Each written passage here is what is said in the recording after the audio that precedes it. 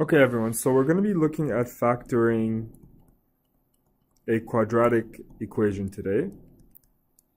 So we're going to be looking at the theory and then doing some examples to support the theory. So let's say you're given two binomials, so x plus a multiplied by x plus b.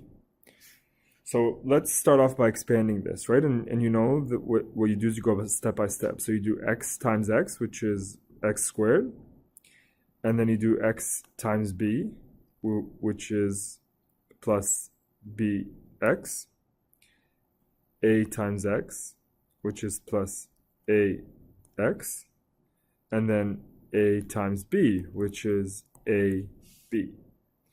So another way to show this is x squared plus a plus b into x plus ab. So essentially, you are factoring out the x because it's common in both the a and the b. So really, this is your quadratic equation, and we're going to be learning how to factor this guy. All right. So let's give you an example with some numbers to just drive the point home. So let's say you're given x plus 2 into x plus 3. So if you multiply this out, again, I'm not going to do all the arrows, but it's the same process. You're going to have x squared plus 3x plus 2x plus 6. So if you continue to simplify this, you're going to have x squared plus 5x plus 6. So again, we want to learn how to factor this guy out. So how do we do that?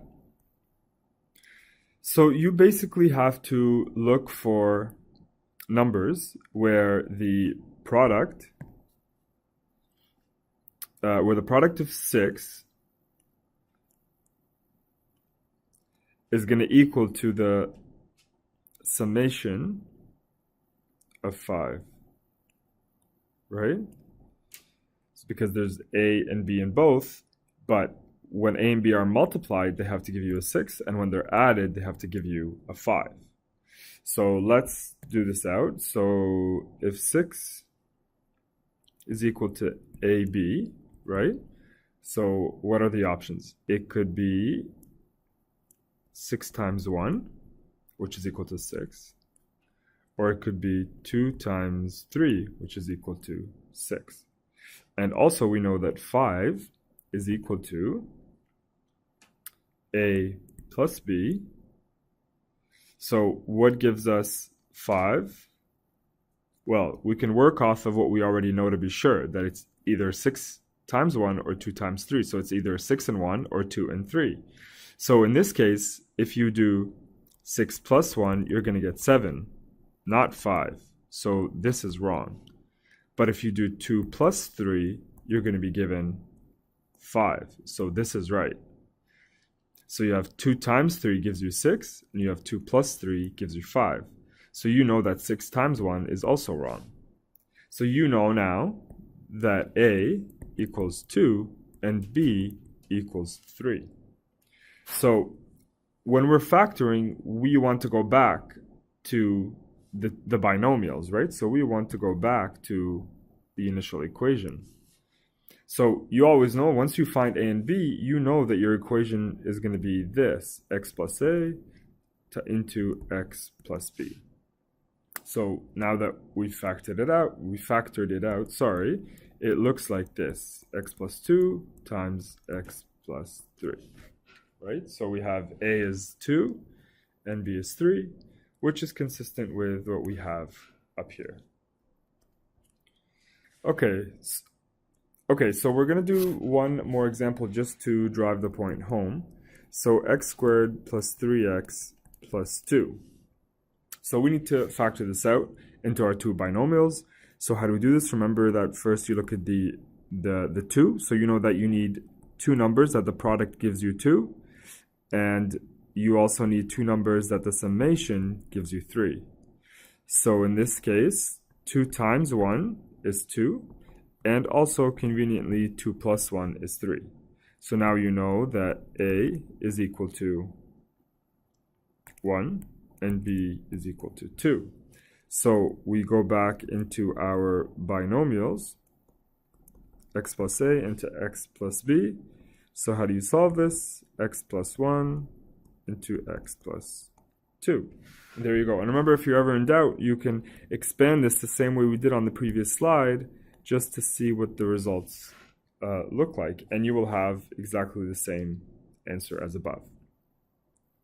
So let's say you are given your quadratic equation, x squared plus, my bad, x squared plus a plus bx plus b squared. So when you have a perfect square, you assume that a is equal to b. It's a perfect square, so both sides are the same. So therefore, you're going to end up with an equation that looks something like this. So if your a is equal to your b, then you're going to have 2bx plus b squared. So if you factor out this equation, you're going to be left with x plus b into x plus b. Or, to further simplify this, you have x plus b squared. So remember, when you had a typical quadratic equation, the factoring looked like this. It was x plus a times x plus b. But in a perfect square, it looks like this, x plus b squared.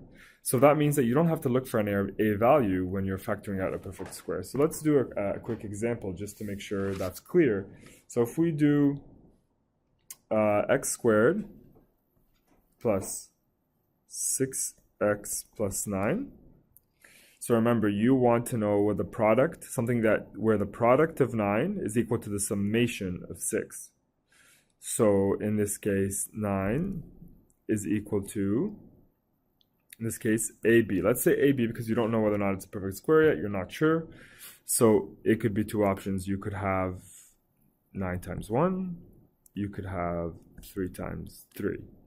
And the 6, it's A plus B. And you can have 5 plus 1. You could have 3 plus 3. There's different options there, 2 plus 4. But basically, you look for the ones that match, right? So it's 3 times 3 or 3 plus 3. In this case, A is equal to B, right? So you know that it's a perfect square. Remember, this was our condition up here, that A has to equal to B. So in this case, when you want to factor this out, instead of saying x plus A times x plus B, you're just going to do x plus B squared. And since A is equal to B, so x plus 3 squared. That's how you factor a perfect square.